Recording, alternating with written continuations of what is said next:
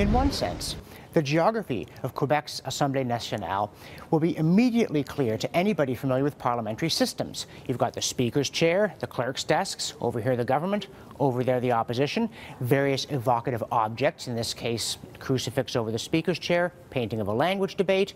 On the ceiling they have entwined oak and laurel leaves, the two motifs of work and achievement. But in another sense, the political geography of this place is liable to baffle outsiders. Ideally, elections are decided on issues, if issues are discussed, personalities, if any of the people involved can muster one, but they're also determined by regional patterns and political habits that are as obvious to the locals as they are baffling to outsiders. In Quebec politics, in one sense, we have this long rhythm, the Liberals versus the Nationalist Party, the Federalists versus the Sovereigntists. But the Liberals are also the party of economic rationality, and the Parti Québécois, the current incarnation of the Nationalists, are the Social Democrats. And then you've got this third bunch, this CAQ, ADQ, whoever these guys are hanging around winning ridings.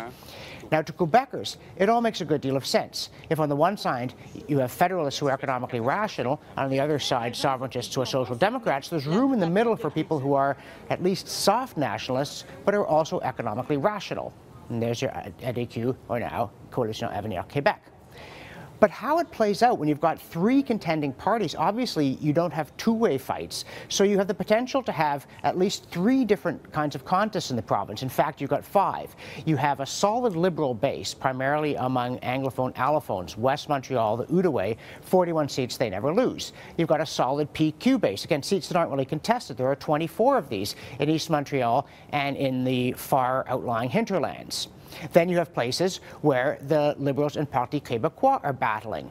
These tend to be outside the cosmopolitan centres, in places like Saguenay-Lac-Saint-Jean. There are fewer of these places, and the Parti Québécois seems to be winning those fights. You've also got places, the cosmopolitan areas, where the Liberals are fighting the Coalition Avenir Québec, and this is true in the provincial capital of Quebec. It is also true in a whole range of communities on the south shore of the St. Lawrence, from south of Quebec City to south of Montreal. And then you have places, odd but true, where it's the Parti Québécois against the CAQ, and the Liberals are not a factor at all. And this tends to be places that are reasonably cosmopolitan, but overwhelmingly francophone.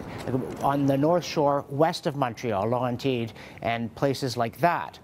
And there's also one part of the province, it's funny, there's really only one, the southwest corner, the Montérégie, which is a battleground between all three parties. Virtually every riding that's been held by three different parties in the last four elections is found in that part of the province.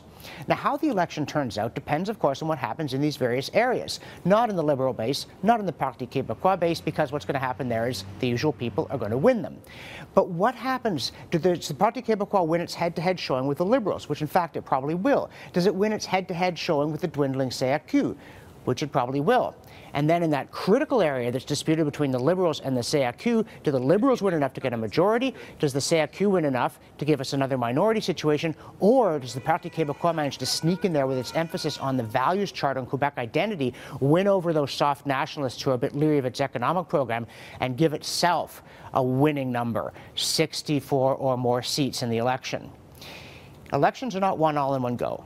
They are not, and they're won riding by riding, but they're also won in regions. And if you know the regions, you can tell how the election is going.